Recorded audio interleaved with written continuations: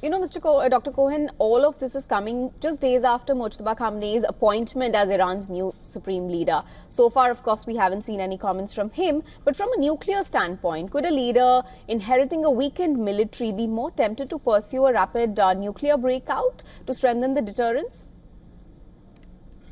Well, we do not know exactly the status of this 60%, some 420 or so kilograms, which are spread. Apparently, some of it is Isfahan underground.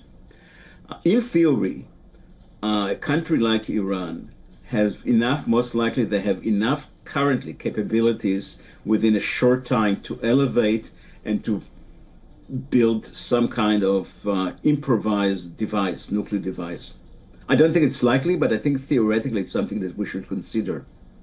I also wouldn't be surprised if the view of some of the hardliners of the Revolutionary Guard is about the nuclear issue is we were mistaken by negotiating that much. We wouldn't have this thing happen to us had we possessed some kind of nuclear devices. So maybe we were mistaken by not breaking out towards the bomb.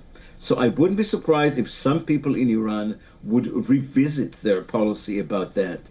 Whether it's feasible for them, it's not that obvious, probably not.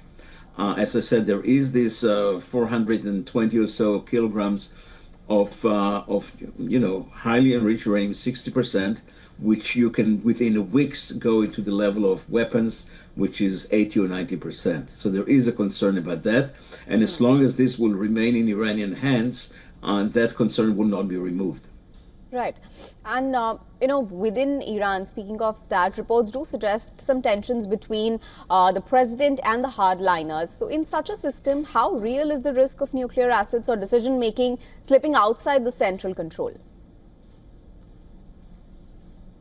Well, we do not know enough about the new supreme leaders, about the way, so far we realize that the president has been overruled by his colleagues in the interim governing assembly, and also by the Revolutionary Guard. He said that he was apologizing. He said that Iran would not attack anymore the Gulf states. And within hours, they did attack the Gulf states, not just American bases, but the Gulf states. So obviously he was overruled. Obviously he was embarrassed, and then he gave some kind of correction. We do not have, or at least I do not know exactly what is going on, especially when they have a new leader. And we do know, however, that in the past, the new leader was very close to the hardliners of the Revolutionary Guard.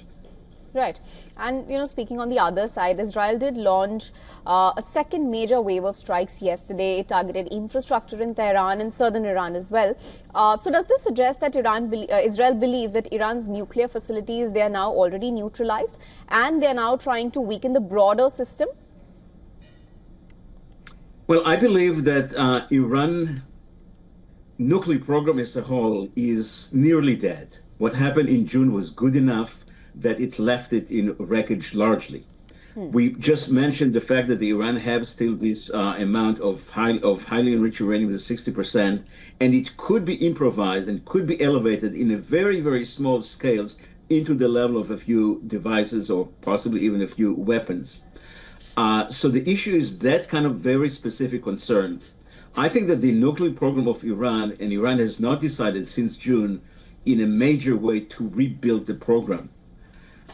Israel essentially attacking in the last few days a lot of military industry, in particular missiles, the entire chain of assembly to production to deployment to storage of missiles. They want to end the war with enormous damage to the entire system, and that's a very, very large system. Iran was able to produce apparently tens of missiles a day, smaller and larger. So it's many factories, many assembly places, and Israel, and as I understand it, systematically is trying to destroy the entire system, and it's a huge system. Right. And Dr. Cohen, after 10 days of this intense strikes and counterattacks that we have seen, what does the current situation tell us about the future of nuclear deterrence in the West Asia region? Well, it's obviously that people do not play with countries with nuclear weapons. Think about North Korea, think about India and Pakistan.